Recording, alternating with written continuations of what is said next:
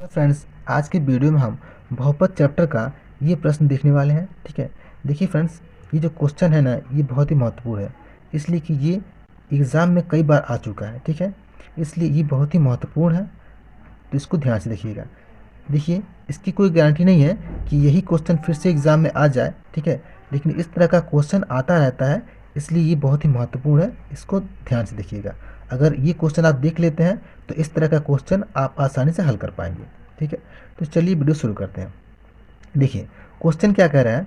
Question कह रहा है कि द्विघात बहुपद 6x² - 3 - 7x के शून्य ज्ञात कीजिए। ठीक है, और शून्यकों तथा गुणांकों के बीच के संबंध की सत्यता की जांच कीजिए। ठीक है, देखिए, क्वेश्चन को ध्यान से पढ़िए और समझिए, तभी आप क्वेश्चन को सॉल्व कर पाएंगे।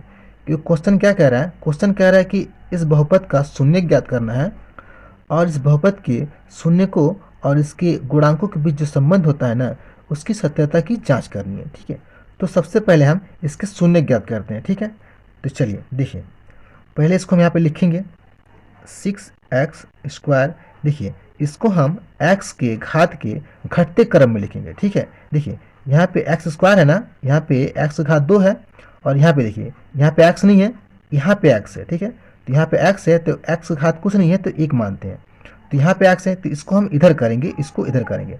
ठीक है, कुछ इस प्रकार लिखेंगे। देखिए, ये 6x² हो गया, इसके बाद इसको लिखेंगे -7x। तो यहाँ पे x घात कुछ नहीं है तो 1 होगा, तो यहाँ पे x घात 2 है, यहाँ पे x घात 1 है, तो घटते क्रम हो गया कि नहीं हो गया। ठीक है, इस प्रकार लिखेंगे, इसके बाद से माइनस ये 3 लिखेंगे। ठीक है, इसको लिख दिया। इसके बाद क्या करेंगे, इसका हम शून्य निकालेंगे गुणनखंड विधि से। ठीक है, गुणनखंड विधि से इसका हम शून्य निकालेंगे। तो इस विधि में क्या करते हैं हम, इस विधि में सबसे पहले ये x² का जो गुणांक होता है ना, इसके गुणांक से इस अचर पद का गुणा करते हैं। ठीक है, तो इस 6 से इस 3 में गुणा करेंगे तो कितना हो जाएगा, 6 3 18, यानी कि 18 होगा। ठीक है, अब हम क्या करेंगे कि इस 18 को ऐसे दो भागों में तोड़ेंगे कि जिनका आपस में गुणा करें तो फिर से 18 हो जाए, और जिनको जोड़े या घटाए तो हमारा ये बीच वाला जो पद है ना 7, ये 7 आना चाहिए। तो इसको हम किन किन तरीक़ों से लिख सकते हैं। देखिए, इस 18 को हम लिख सकते हैं 18 गुणे 1, 18 एकम 18। ठीक है, 18 आ जा रहा है ना। फिर लिख सकते हैं 6 गुणे 3, 6 3 18। ठीक है, इसके बाद से 9 गुणे 2, 9 दूने 18। ठीक है, अब देखिए, इनका तो गुणा करेंगे तो 18 तो आ जा रहा है, लेकिन क्या इनको जब जोड़ेंगे और घटाएंगे तो 7 आ रहे हैं क्या, ये हम चेक करेंगे। बारी बारी से इन सबको हम चेक करेंगे। देखिए, पहले में इसको चेक करते हैं। देखिए, 18 में 1 जोड़ेंगे तो कितना होगा, 19 हो जाएगा, और घटाएंगे तो 17 होगा, लेकिन 7 नहीं हो रहा है। ठीक है, तो ये वाला नहीं होगा। अब इसको देखिए, इसमें हम 6 में 3 जोड़ेंगे तो 9 हो जाएगा, लेकिन घटाएंगे 3 हो जाएगा। ठीक है, फिर भी 7 नहीं हो रहा है इसमें। ठीक है, इसको चेक करते हैं। देखिए, 9 में 2 जोड़ेंगे तो कितना होगा, 11 होगा, लेकिन 9 में से 2 घटाएंगे तो कितना होगा, 7 होगा। तो 7 आ रहा है ना, इसका मतलब ये होगा। ठीक है, इसका मतलब ये वाला जो पद है यहाँ पे सूट कर रहा है। ठीक है, तो क्या करेंगे, हम यहाँ पे लिखेंगे 9/2 बराबर 7 हो रहा है ना। तो इस 9 - 2 को, ठीक है, यहाँ पे लिखेंगे 7 की जगह पे। ठीक है, देखिए यहाँ पे लिखेंगे 6x² माइनस इस 7 की जगह पे लिखेंगे 9 - 2, 9 - 2। ठीक है, अब यहाँ पे x है ना, इसकी गुणा में x है तो x को लिखेंगे यहाँ पे, माइनस यहाँ पे 3। अब इसको हम हल करेंगे। देखिए, यहाँ पे लिखेंगे 6x² माइनस, अब यहाँ पे देखिए ये माइनस है ना, ये भी माइनस है, तो जब ये कोष्ठ खुलेगा ना तो ये माइनस जो है ये प्लस हो जाएगा, इसलिए कि माइनस और माइनस जब गुणा होता है तो प्लस हो जाता है। ठीक है, तो यहाँ पे लिख दिया माइनस, और ये 9 यहाँ पे लिखें, और यहाँ पे देखिए ये जो x है ना, इसका गुणा इन दोनों के साथ है। ठीक है, तो इसका भी गुणा हम इन दोनों के साथ बारी बारी से करेंगे। तो यहाँ पे जब x का गुणा करेंगे 9 के साथ तो क्या होगा, 9x होगा।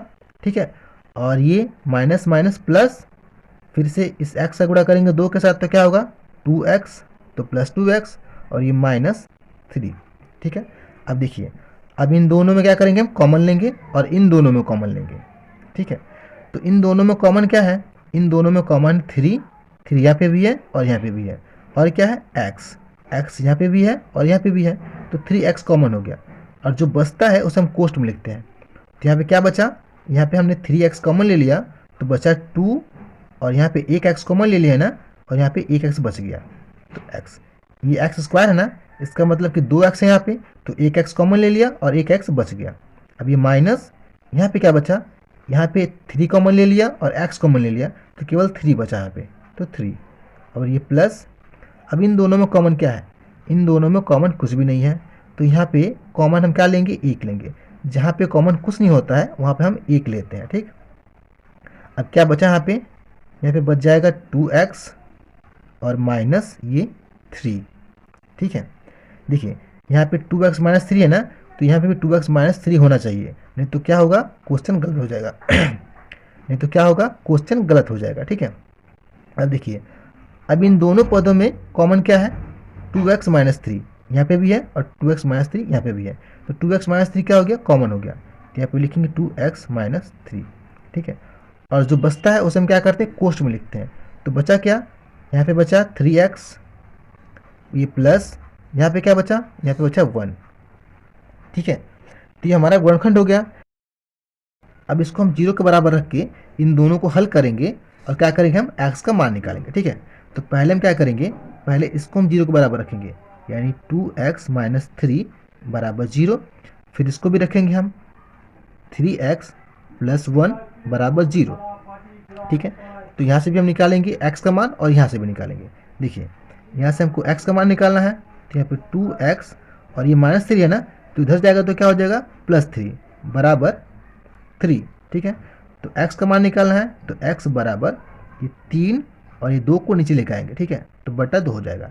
तो x का मान कितना हो गया, 3 बटा 2, ठीक है। इसी प्रकार यहाँ से निकालेंगे हम, तो ये हो जाएगा 3x और बराबर ये 1 है, तो 1 यहाँ प्लस है, इधर जाएगा तो माइनस हो जाएगा, तो -1, ठीक है। x का मान निकालना है, तो x बराबर -1 और ये 3 नीचे आ जाएगा तो बटा में हो जाएगा 3, तो x बराबर कितना हो गया, -1 बटा 3। तो ये हमारे दो शून्यक हो गए, ठीक है। अब हमको क्या करना है, अब हमको ये शून्यक और ये जो बहुपद है इसके गुणांक, ठीक है, यानी कि शून्यक और बहुपद के गुणांक के बीच जो संबंध होता है उसकी सत्यता की जांच करनी है, ठीक है। तो इसके लिए हम क्या करेंगे, इसके लिए यहाँ पे हम लिखेंगे सत्यता की जांच, ठीक है। यहाँ पे लिखेंगे हम सत्यता की जांच, ठीक है। इसके बाद क्या करेंगे, हम इस बहुपद को यहाँ पे लिखेंगे। देखिए ये हमारा बहुपद है 6x स्क्वायर माइनस 7x, ठीक है, और -3, ये हमारा बहुपद हो गया।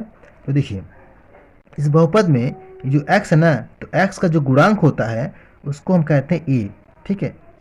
ये जो x स्क्वायर है इसका जो गुणांक होता है वो होता है a, ठीक है। तो इसका गुणांक क्या होता है, a होता है।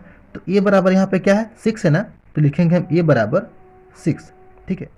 ये समझ गए आप, ये जो बहुपद है, तो इस बहुपद में जो ये x स्क्वायर होता है इसका जो गुणांक होता है वो होता है a, ठीक है। तो यहाँ पे a बराबर क्या है, 6 है ना, तो यहाँ पे a बराबर 6 हुआ, ठीक है। इसके बाद देखिए यहाँ पे जो x है, तो x का जो गुणांक होता है वो होता है b, ठीक है। तो यहाँ पे b बराबर क्या है, तो b बराबर यहाँ पर 7 है ना, -7 है, तो -7 लिख दिया, ठीक है।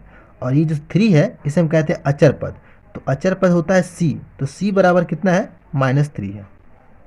समझ गए इतना, ठीक है। तो इसके बाद देखिए ये जो हमारा शून्यक है, ठीक है, तो हम मानते हैं कि हमारे दो शून्यक हैं, एक है अल्फ़ा और एक बीटा है। तो अल्फ़ा बराबर कितना हुआ, अल्फ़ा में इसको मान लेते हैं, तो अल्फ़ा बराबर है 3/2 और बीटा हम इसको मान लेते हैं, ठीक है। तो बीटा बराबर कितना है, -1/3, ठीक है। अब देखिए अब इनके गुणांक को और शून्य के बीच में जो संबंध होता है वो क्या होता है, वो होता है अल्फ़ा प्लस बीटा बराबर -b/a, ठीक है। और जो दूसरा होता है वो क्या होता है, वो होता है अल्फ़ा इंटू बीटा बराबर c/a, ठीक है। ये दोनों क्या है, संबंध है गुणांकों और शून्यकों के बीच में, ठीक है। अब हम क्या करेंगे, यहाँ से इन सबका मान रख के, ठीक है, इनकी सत्यता की जांच करेंगे। तो चलिए इसको हल करते हैं। देखिए